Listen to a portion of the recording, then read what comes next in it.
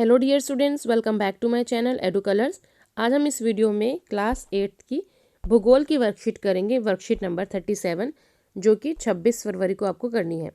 हमने अपनी previous worksheet में भूमि के बारे में पढ़ा था, ठीक है। भूमि का उपयोग, भूमि का संरक्षण, इसके बारे में जाना था।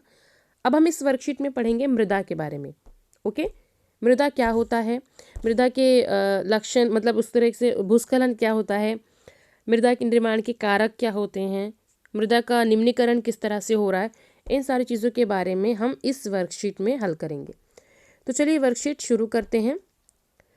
तो मृदा, ठीक है बच्चों, मृदा मतलब मिट्टी। आपको आपके आसपास मिट्टी दिखती है, ठीक है। मिट्टी बनने में बच्चों 1 सेंटीमीटर मिट्टी बनने में कई सैकड़ों वर्ष लगते हैं। आपको इस चीज़ में बहुत हैरानी होगी सुन के कि इस तरह से मिट्टी को बनने में इतने सालों लगते हैं।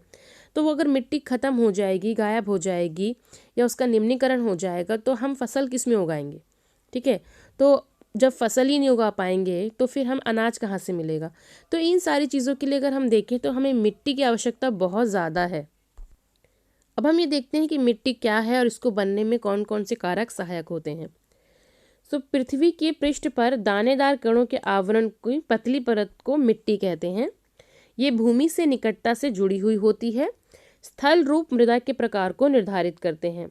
मृदा का निर्माण कैसे होता है? चट्टानों से प्राप्त खनिजों से व जैव पदार्थ तथा भूमि पर पाए जाने वाले खनिजों से होता है। ये अपक्षय की प्रक्रिया के माध्यम से बनती है।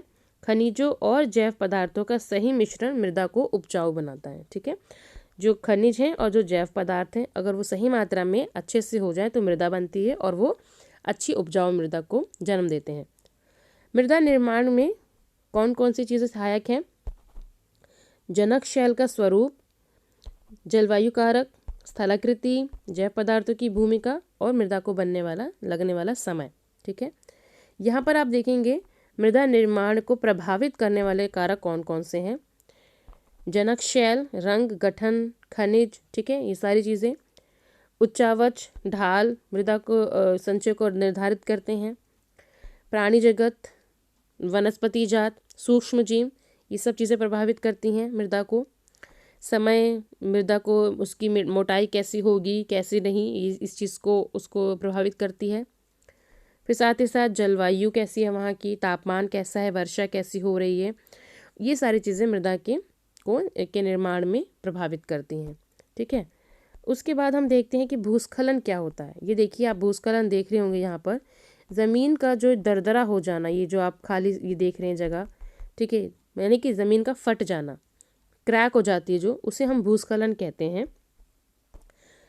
तो भूस्खलन को सामान्य रूप से शैल, मलबा या ढाल से गिरने वाली मिट्टी के संचलन के रूप में परिभाषित किया जाता है। यह प्राय भूकंप, बाढ़ और ज्वालामुखी की वजह से होता है। लंबे समय तक भारी वर्षा होने से भी भूस्खलन हो जाता है, ठीक है। वैसे तो भूकंप, बाढ़ और ज्वालामुखी की वजह से भूस्खलन होता है, लेकिन एक ही जगह पर लगातार कई दिनों तक भारी वर्षा होने की वजह से वहाँ पर जो भूस्खलन है, जो ज़मीन है वो कट जाती है और भूस्खलन वहाँ पर हो जाता है। इसके भूस्खलन होने के क्या मतलब, क्यों होता है, इसको रोकने के क्या उपाय हैं? अगर भूस्खलन हो रहा है तो वहाँ पर हम मानचित्र बनाकर उस प्रभावित होने वाले क्षेत्रों के बारे में जानकारी इकट्ठी कर सकते हैं। और यहाँ पर हम देखें, भूमि को खिसकने से बचाने के लिए दीवार का निर्माण किया जाए। भूस्खलन को रोकने के सबसे प्रभावी तरीका है वनस्पति आवरण में वृद्धि, यानी कि पेड़ पौधे वगैरह लगाए जाएं। सतही अपवाह तथा झरना प्रवाहों के साथ भूस्खलन की जो गति है उसको नियंत्रित किया जाए। तो ये सारी चीज़ों की वजह से भूस्खलन को रोका जा सकता है, ठीक है। अब जो मिट्टी है वो जो ख़त्म हो रही है, उसके क्या कारण है? पहला तो मानवीय और प्राकृतिक दोनों ही कारकों से मिट्टी का जो है निम्नीकरण हो रहा है, यानी कि मिट्टी ख़त्म हो रही है। मृदा निम्नीकरण में सहायक कारक है पेड़ों को काटना, पशुचारण, यानी कि अत्यधिक से अधिक जो घास खत्म हो रही है उसके बारे में बात कर रहे हैं।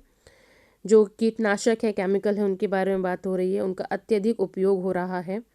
अत्यधिक वर्षा, दोहन या भूस्खलन या बाढ़, इनकी वजह से मिट्टी जो है वो ख़त्म हो रही है। अब यहाँ पर हमारे प्रश्न जो हैं वो शुरू हो जाते हैं बच्चों।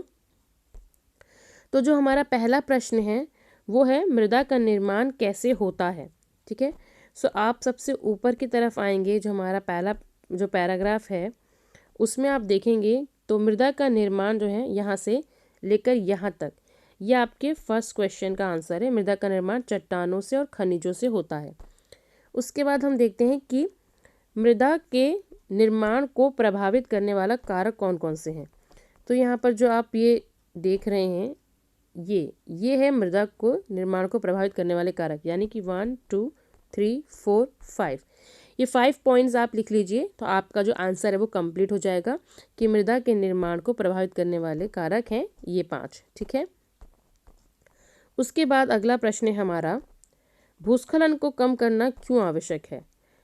तो भूस्खलन को कम करना क्यों आवश्यक है, क्योंकि उससे जो हमारी जो धरती है, ठीक है, वो एक खराब हो रही है, प्रभावित हो रही है।